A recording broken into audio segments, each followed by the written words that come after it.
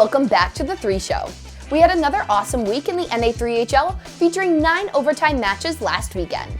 Let's begin our episode by taking a look back at some of those matchups. Starting in the Central, after picking up a pair of wins over St. Louis, West Bend currently resides in 3rd place overall in the division with 23 points, just 1 point behind the Woodsmen. Friday's game was an overtime thriller as Star of the Week Jace Fitzgerald not only tied things up for the Power to send things into extra innings with under 2 minutes in regulation, but also went on to score the game winner 1 minute and 6 seconds into OT. It's also worth noting, netminder Connor Doyle stood tall between the pipes, making 32 saves. West Bend would come away with a little bit more of a comfortable win on Saturday night as things ended with a final score of 5-2. 5 different players found the back of the net during Game 2, with Jackson Holm being the most prominent player on the scoresheet with 1 goal and 2 assists. In the East, Long Beach and Norwich split their series as both games were 1-goal contests, keeping fans on the edge of their seats. Friday was a huge upset win for the 6th place Sharks over the 2nd place Sea Captains, the game ending with a final score of 3-2. Cameron Ragon would not only be the star of the game, but the 2nd star of the week in the East after making 45 of 47 saves, as Long Beach picked up 2 huge points in the standings.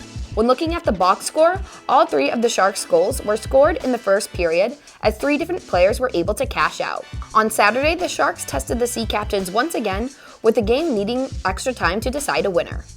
After a scoreless first and second period, both teams scored 1 goal apiece in the third before Jake Wilkerson sealed the deal for the Sea Captains, his 2nd game-winning goal of the season.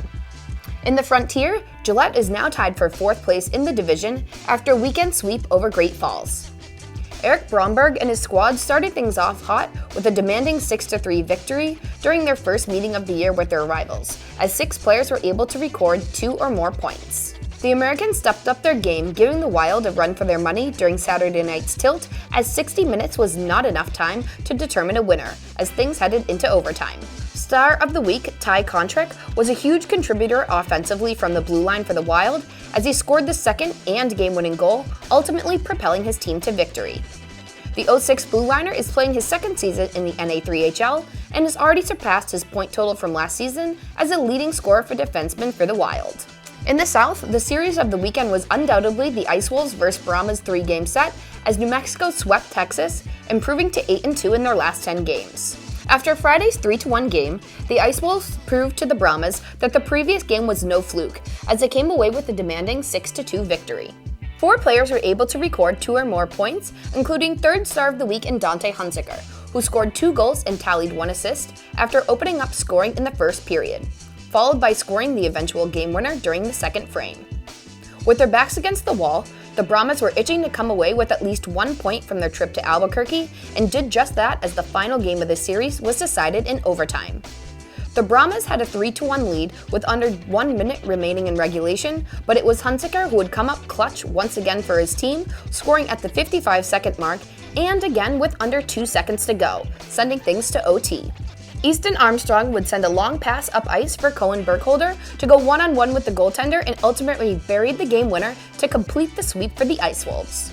In the West, the Blizzard extended their win streak to 6, the 2nd longest active win streak this season, with wins over the Moose and Warhawks.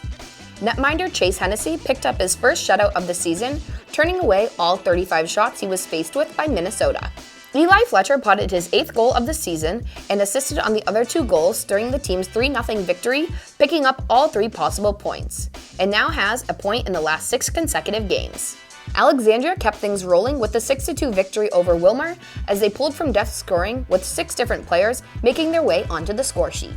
Defenseman Ethan Schmidt recorded 2 assists, adding on to his 1 goal and assist from the previous contest to earn 3rd star of the week.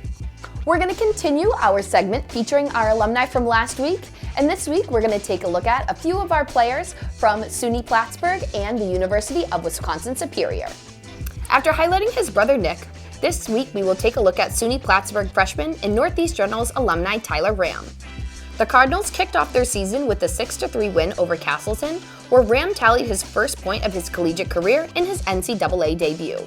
The longtime General kept his momentum going, scoring his first goal for Plattsburgh, in addition to tallying assist for a 2-point game against the Plymouth State Panthers. Switching over to the University of Wisconsin-Superior, When looking at the Yellow Jackets roster, there are 6 players with NA3HL ties, including defensemen Evan Axel and Blake Holmes. Both players are able to record 2 points over the weekend as our squad defeated Gustavus in regulation, followed by a shootout win over St. Olaf. All 4 points for the NA3 alum came during their tilt with St. Olaf as Axel scored his first goal of the season, assisted by Holmes. Both players followed up by assisting the second goal of the game for Superior on the power play. And with that, let's take a look at one matchup per division and get into this upcoming weekend. Starting in the Central, after splitting last weekend's series with the Woodsmen, the 4th place Grizzlies will travel to West Bend to take on the 3rd place Power. These two organizations have faced off 3 times so far this season, Rochester coming away victorious for 2 of the 3 matchups, while West Bend started their season off in the win column against their rivals. As we talked about earlier, the Power have been on the come-up, going 7-2-1-0 in their last 10, while the Grizzlies haven't been as consistent, going 5-4-1-0. When looking at player statistics, Jackson Holm has been a prominent player on the scoresheet, recording 1 or more points in the last 8 of their 10 games. Meanwhile, for the Grizzlies, Captain Noah Joyce has found his name on the scoresheet in 9 of their last 10. In the East, the Sea Captains travel up to Maine for a 2-game set with the Nordiques, their second series of the 2024-25 campaign. Their first meeting in franchise history took place this time last month, as each team was able to come away victorious. Norwich came away with Game 1 by a score of 4-1, followed by Maine defeating the Sea Captains in overtime by a score of 4-3. Despite being the 5th place team in the division, the Nords have been quite competitive in year 1 and hope to build off of their last meeting with the 2nd place team. If I were Maine, I would keep an eye out for blue liner Jake Wilkerson, who has been a force to be reckoned with as an offensive defenseman who has come up clutch for head coach Kevin Cunningham on numerous occasions throughout the season. As the only team to defeat the Bighorns so far this season, the Americans will travel to Helena to take on the 1st place team yet again for their 3rd meeting of the season. The sole loss for the Bighorns came all the way back on September 21st as Great Falls pulled away with a 3-2 victory in regulation. Helena has been on an absolute tear ever since and are riding the longest active winning streak in the league with 10 consecutive wins. Taking a look at Great Falls, they've gone 6-3-1-0 in their last 10, dropping their last 3 games. The Americans will need to turn a new page if they plan on serving the Bighorns another loss, especially as Damon Hansen and his squad have the best power play in the league in addition to the 2nd best penalty kill. Down south, the Drillers hope to remain on their hot streak as the only team that has yet to lose in regulation, as they will host the Roadrunners for a 3-game series.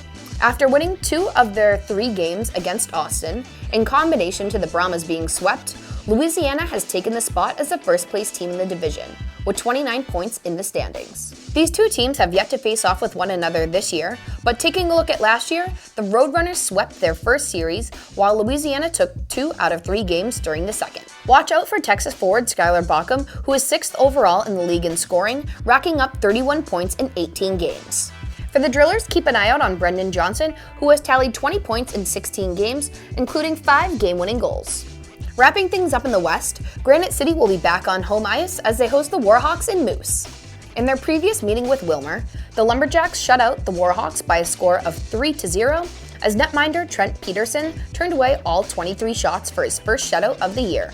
Switching over to the Moose, Granite has faced off with Todd Sandin and his squad, DJ Bold coming away victorious during both contests. The Jacks have only lost 1 game during the 2024-25 campaign and are the heavy favorite in the West Division. That does it for now, but thanks for tuning in to this week's episode. Be sure to follow along the live scores on our website and watch all the action live on NATV.